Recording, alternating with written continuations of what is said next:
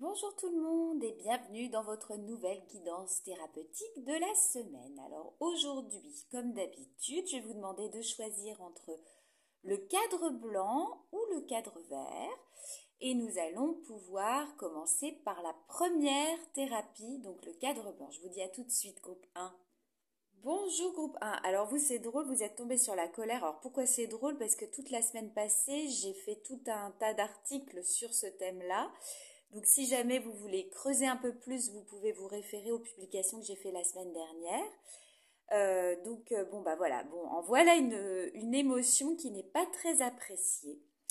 Elle est même assez dénigrée par notre société. On la considère comme mauvaise, agressive.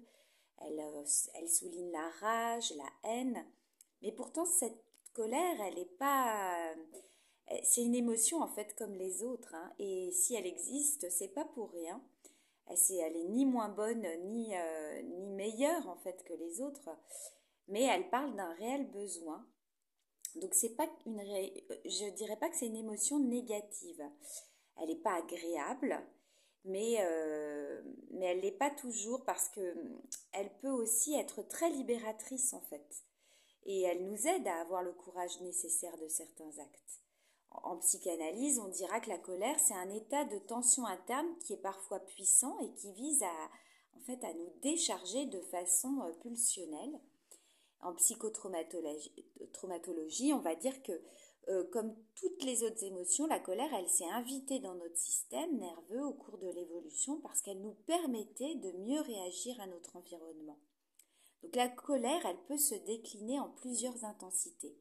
Ça peut être de l'agacement, ça peut être de l'énervement, ça peut être de la frustration, ça peut être un ras-le-bol, hein, tout simplement, ça peut être aussi de la haine, de la rage, de l'agressivité. Elle nous traduit en fait en sensations chimiques, un besoin insatisfait de limite, de distance avec certaines personnes ou même certaines situations. Et la colère, elle peut s'exprimer sans agressivité, hein.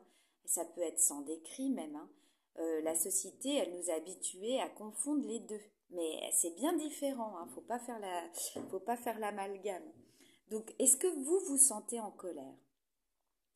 Et si oui, pourquoi? Avec quoi vous mettez cette colère en lien? Est-ce que vous sauriez identifier de quelle situation ou de quelle personne vous avez besoin de vous éloigner lors de votre dernière colère, on va dire? Et comment est-ce que vous avez exprimé cette colère? Comment est-ce que vous l'exprimez? Est-ce que vous auriez pu l'exprimer autrement? Ou est-ce que vous auriez pu l'exprimer autrement? Comment vous auriez pu l'exprimer si c'est le cas? Est-ce que vous avez déjà expérimenté le fait que l'expression de la colère, elle permet de régler des situations? Parce qu'il faut savoir que la colère, c'est aussi un moteur, ça nous donne de l'énergie, ça nous permet de nous mettre en action.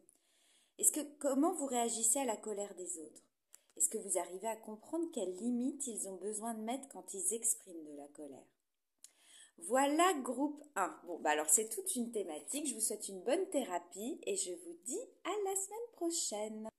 Bonjour, groupe 2. Alors vous êtes tombé sur la pulsionalité. J'aime beaucoup, beaucoup l'illustration de Psy-Image.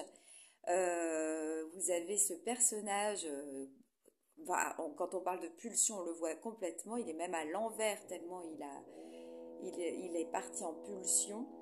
La psychanalyse, en fait, elle considère qu'on a en nous un état de tension permanent qui est lié à des besoins ou des désirs qui sont déclenchés par des facteurs internes ou externes. Donc c'est ça les pulsions. Et ces pulsions, elles sont nombreuses en nous. Ça représente la vie, la mort, l'autoconservation. Ça peut être des pulsions sexuelles aussi. Et quel est le but de ces pulsions? En fait, tout simplement de se décharger et d'abaisser ce niveau de tension qu'on a à l'intérieur de nous. Et pour ça, elles vont prendre des formes à travers différents supports. Ça peut être manger, ça peut être fumer, ça peut être acheter compulsivement, ça peut être conduire vite, ça peut être faire l'amour, etc. Nos pulsions, elles sont plus ou moins maîtrisées et maîtrisables. Et on est tous et toutes différents face à elles. Surtout, à certains moments, elles se font même ressentir extrêmement fort. Certains ou certaines d'entre nous savent y résister sans mal et ils peuvent remettre à plus tard la mise en action de leur pulsion. Et par contre, contre, il y a d'autres personnes, au contraire, qui ne peuvent pas y résister et qui peuvent être aux prises avec elles, en se mettant parfois en danger affectivement, financièrement, matériellement, sur le plan même de leur santé ou dans leurs relations. Et si ça se répète trop souvent, elles rejoignent alors les addictions. Donc là, on rentre dans un problème un peu plus compliqué. Donc on est plus ou moins réceptif en fait à nos états pulsionnelles. Pardon. Et donc, et vous, groupe 2, quel type de pulsion avez-vous identifié en vous? Est-ce que vous savez y résister? Qu'est-ce qui se passe en vous lorsque vous y résistez? Qu'est-ce que vous ressentez physiquement? Est-ce que c'est facile? Et depuis combien de temps elles s'expriment de cette façon? Si ces pulsions n'étaient pas là, qu'est-ce que vous pourriez faire que vous ne faites pas aujourd'hui? Est-ce que vous avez des dépendances à des substances ou à certaines pratiques? Voilà, groupe 2. Bon, bah écoutez, je vous souhaite une très bonne thérapie, une bonne remise en question par rapport à votre état pulsionnel et je vous dis à la semaine prochaine. Au revoir.